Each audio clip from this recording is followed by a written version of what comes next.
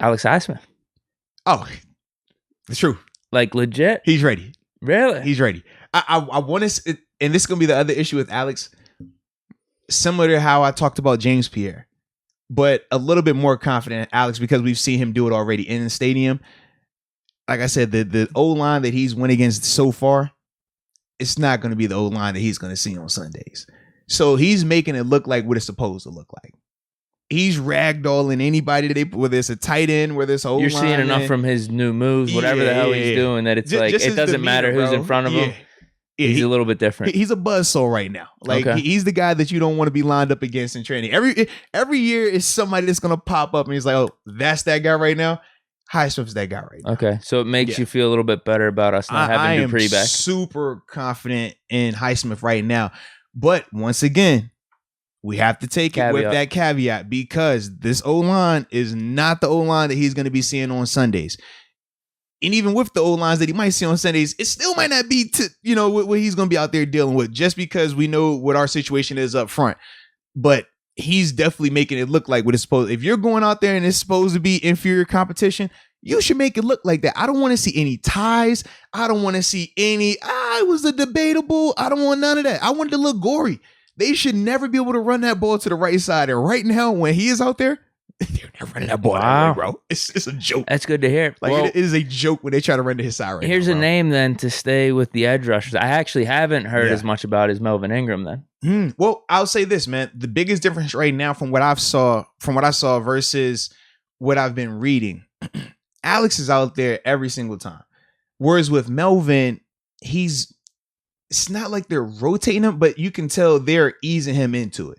Because you also have to remember, he doesn't know everything just yet. This is 5 days of him being here, probably 7 days of him being in Pittsburgh.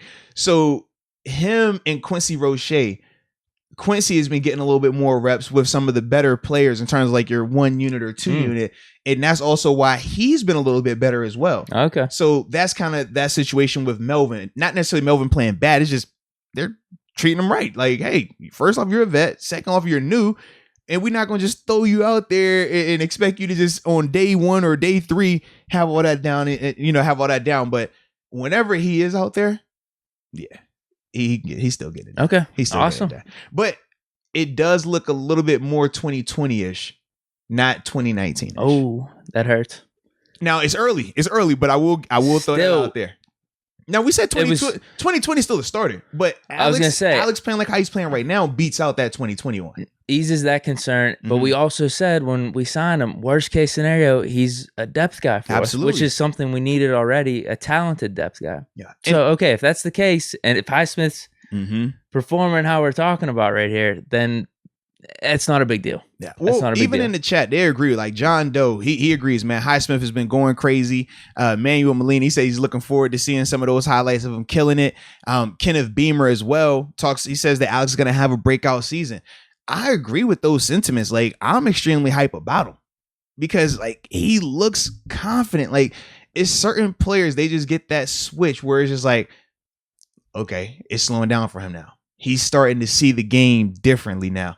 And it might not even show up in terms of you watching a practice and saying, oh, he had 5 sacks today, or he had 3 sacks a day. But you can just, the football people, you can watch his demeanor and you're like, this dude's ready to play. Like, even with the competition that he's lined up against, he's still ready to play. And that to me is where I'm like, okay, he remember we talked about James Pierre, he's already in that category. I'm ready to see you in games. Highsmith, you're in that category. I see you in the game. I know, yeah, this is not going to change in practice. We're going to go out there today. It's going to look the exact same. He's going to be ragdolling whoever they put over there. And I fully expect that. And it's not going to surprise me anymore. But I need to see him in the game now. That's where we're at, baby. That's where we're at. He's graduated.